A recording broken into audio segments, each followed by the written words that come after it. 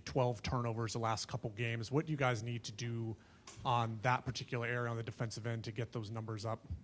I would say typically the way our defense is kind of set up is we might not create a ton of turnovers, but I'm hopeful that we're like just a little bit more solid. We're protecting the paint. The thing that I would like to see us get better at is hawking the ball, having a little bit more ball pressure at times when guys are trying to sit there and be passers. How do we impact the ball handlers when they're coming off of pick and rolls?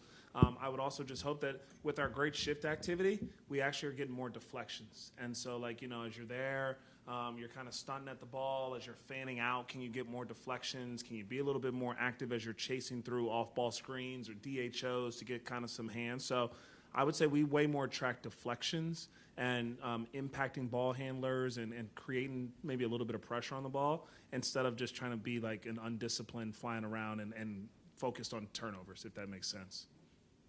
Besides hawking the ball, what other areas of defense have you stressed to your team based on the way that things have gone the last two games? I would say individual pride. You know, I think that we've played two teams that drive the ball pretty well. They have some creators that really are just looking for space, and it'll be no different tonight with Randall, looking for space and angles. And so the guy on the ball needs to do a better job of not having your first point of contact when there's already 2 feet in the paint. You know, saw that a little bit on a black drive last game in Orlando where, you know, we're doing a decent job of keeping him in front, but by the time we even kind of touch him, he's already got 2 feet in the paint trying to go finish. And so tonight, whether it's Randall, whether it's DiVincenzo or Conley or McDaniels, you know, can you be a little bit more physical on that ball? Can you take a little bit of a better technique to have a slide step where you're absorbing contact earlier and giving just some more resistance? I have one more for you. I know that you had said that you had seen Kyle Neptune when you guys were in college, but you also mentioned that there was a DiVincenzo kind of relationship with him playing for him at Villanova. If you can expand on that just a little bit, how DiVincenzo was kind of like the middle person? Yeah, no, when I was in Milwaukee working with Dante and had the pleasure of him being on our Bucks team, we would always laugh and joke about our relationship with Neptune. And, you know, he talked a ton about how Neptune helped him, I think, during his time at Villanova and pushed him really hard and tried to force him to just be a little bit nastier and grittier, a little bit of kind of how Kyle played.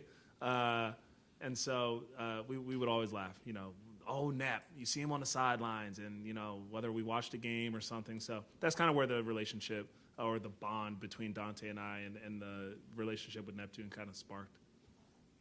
Going back to defense a little bit, I guess when you watch the film as a defensive-oriented coach, what, I guess, bothers you most? You mentioned a couple different things about turnovers and stuff and getting, I guess, guys and just what bothers you most when you watch the film about what's not happening with the way you want to on defense? Yeah, you know, one thing I would say is I think I'm just a coach.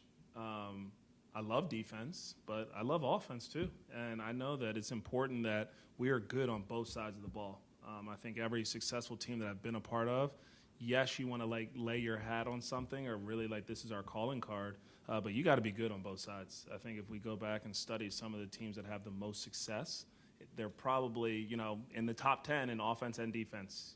Very rarely are you going to see some team that's like number 1 in offense and 30th in defense be sitting there as the last team standing. But the things defensively that I just want to see us continue to get better at and just continue to give consistent, competitive, like attention to detail are the physicality on the ball, the attention as the most important guy.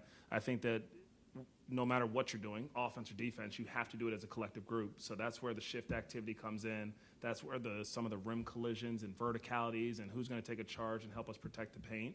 And then I think just continue to contest at a high rate. Contest without fouling, finishing possessions. I think defensive rebounding actually has been decent for us so far this year. So that's a good sign of a team trying to finish. But just some of the fouling areas and the shift activity can be a lot better on top of the ball pressure. Then with Melo coming on the injury report a little bit, what can you say about him there? Obviously, he's probable for tonight's game, but just what's happening with injury management for him and how important is his health for you guys this year, knowing what he's dealt with the last couple of seasons?